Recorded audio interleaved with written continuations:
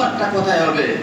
আমরা সেই ইবাদতের যখন ইবাদত বন্দেগী করতে আসব, সেখানে এসে কি আমরা কি প্রকৃতপক্ষে সেই ফলটা পাবো? আমরা প্রকৃতপক্ষে কি সেই নেকি আল্লাহ পাক রব্বুল আলামিন আমাদেরকে দিয়ে দিবেন? আপনি হারভেস্টার চালাতে জানেন না, একজন জানে, ও আর আমি কি সমান? না, কোনোদিন সমান নয়। একজন মেকানিক মোটরসাইকেলে সে মেকানিক খুলে লাগিয়ে দিবে, আমি জানি না, আমি আর ও কি সমান? সমান হতে পারে না। আপনার বিবেক মাথা বলছে, আপনার বিবেক বলবে যে কাজটা ও জানে ওই কাজটা আমি জানি না, যে কাজটা আমি জানি সে কাজটা হয়তো ও জানে না, দুনিয়ার ক্ষেত্রে। কিন্তু যখন ইবাদতের উদ্দেশ্যে আপনি চলে আসবেন, তখন আপনাকে এই সাধারণ জ্ঞানগুলো, সাধারণ দোয়াগুলো, সাধারণ ইলমগুলো জ্ঞান অর্জন করতে হবে কি হবে না? নিশ্চয়ই হবে। আজ থেকে 1400 বছর, 1450 বছর পূর্বে যেই যুগটা ছিল, সেই যুগটার নাম হচ্ছে আইয়ামে জাহেলিয়াত। জাহেলিয়াত শব্দের অর্থ হচ্ছে অজ্ঞতা, মূর্খতা। লোকে বলে এই লোকটা জাহেল। জাহেল আরবি ভাষা, এর বাংলা হচ্ছে অজ্ঞ, মূর্খ। তাহলে সেই যুগটাকে বলা হচ্ছে আইয়ামে জাহেলিয়াত। সেই যুগটাতে মানুষেরা রাহাজানি, ছিনতাই, ব্যভিচার, চুরি, ডাকাতি এগুলো জিনিসের মধ্যে মত্ত ছিল।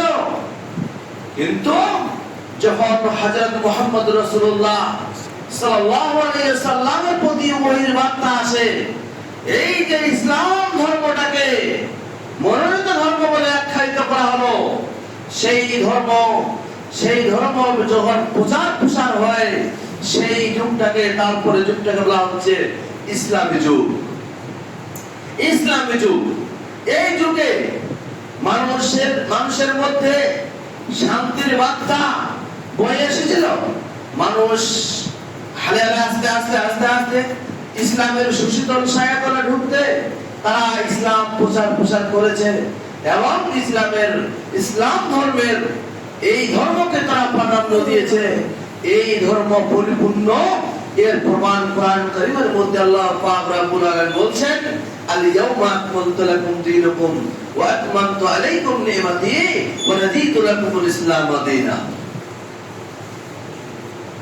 আল্লাহ পাক রব্বুল আলামিন বলছেন, আল ইয়াউমা আকমালতু লাকুম, আজ থেকে এই দিনকে পরিপূর্ণ করা হলো, এবং আল্লাহ পাক রব্বুল আলামিনের পক্ষ থেকে নিয়ামতদারি তোমাদের মধ্যে দেওয়া হলো, এবং ইসলাম ধর্মকে পরিপূর্ণ করে দেওয়া হলো। এবং ইসলাম ধর্ম হচ্ছে একটা মনোনীত ধর্ম। তাহলে এই সেই যুগ, যে যুগে নারীদের কোনো মর্যাদা ছিল না, যে যুগে কোন কন্যা সন্তান জন্মগ্রহণ করলে তাকে জেন্দ কবর দেওয়া হতো। তাহলে নারীদেরকে, মহিলাদেরকে সম্মান দিতে দিল ইসলাম ধর্ম এসে। এই ইসলাম ধর্মকে আমরা আজকে মূল্যায়ন করতে পারি না, ইসলাম ধর্ম আমরা চিনতে পারিনি, এখনো আমরা ইসলাম ধর্মকে জানতে পারি না। তাহলে ইসলাম ধর্মকে চিনতে গেলে, দুনিয়াবীর ক্ষেত্রে কোনো কাজ করতে গেলে, দুনিয়াবীর ক্ষেত্রে আপনি যদি কোনো কাজে উপকার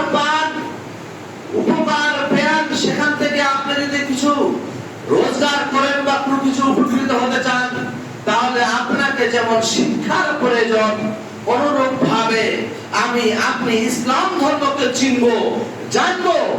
আপনার আমার ইসলাম ধর্মকে জানার ক্ষেত্রে আপনার আমার স্টাডি দরকার, আপনার আমার পড়াশোনা দরকার, আপনার আমার নলেজ দরকার। আপনি যদি এই নলেজ না রাখেন, আপনি যদি ইসলাম ধর্মকে চেনার জন্য যদি নলেজ না রাখেন, তাহলে আপনি ভালো মন্দ বিচার করতে পারবেন না। আপনি রাহাজানি, ব্যভিচার, ছিনতাই হয়ে যাবে বুঝতে পারবেন না। আপনি আল্লাহর আদেশ নিষেধ চিনতে পারবেন না।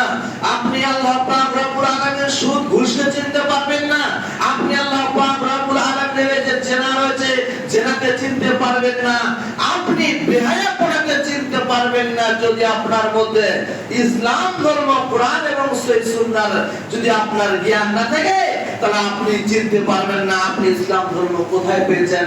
আপনি এখনো মনে হচ্ছে সেই অজ্ঞতার যুগের মধ্যে বসবাস করেন। যদি না করেন, তাহলে আপনি আজকে আপনার সমাজকে, আজকে আপনার ছেলেকে, আজকে আপনার কন্যাকে আপনি ইসলামিক একাডেমিতে, ইসলামিক একাডেমিতে, ইসলামিক কোন শিক্ষা প্রতিষ্ঠানে গিয়ে এডমিশন করাতেন, সেখানে গিয়ে আল্লাহর কালামকে, রাসূলুল্লাহ সাল্লাল্লাহু আলাইহি সাল্লামের নির্ভেজাল ওমিও বাণীকে সেখানে তারা চিনবে, চিনে তারা ভালো মন্দটা বিচার করতে পারবে। আজকে ইসলামিক একাডেমি, আজকে ইসলামিক প্রতিষ্ঠানের দিকে দেখা যাচ্ছে ছেলেমেয়ের, ছাত্রের শূন্যতা, ছাত্রের কমি।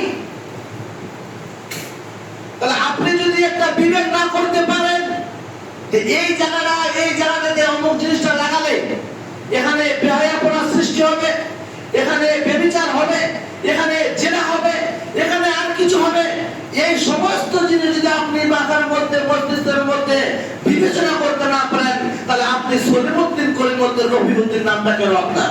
আপনি যদি এই নামে বচার করতে পারেন, তাহলে বলতে চাচ্ছিলাম আমাদের এই সমাজে এগুলো যে আমরা বুঝতে পারছি না, তার কারণ একমাত্রই হচ্ছে আমরা শিখিনি, আমরা স্টাডি করিনি, আমরা কোরআন স্টাডি করিনি, আমরা হাদিস স্টাডি করিনি, আমরা এই সমস্ত ইসলামিক বইগুলো আমরা স্টাডি করিনি। সেখানে কি লেখা আছে, সেখানে কি লেখা আছে শুধু ওটা বলি না।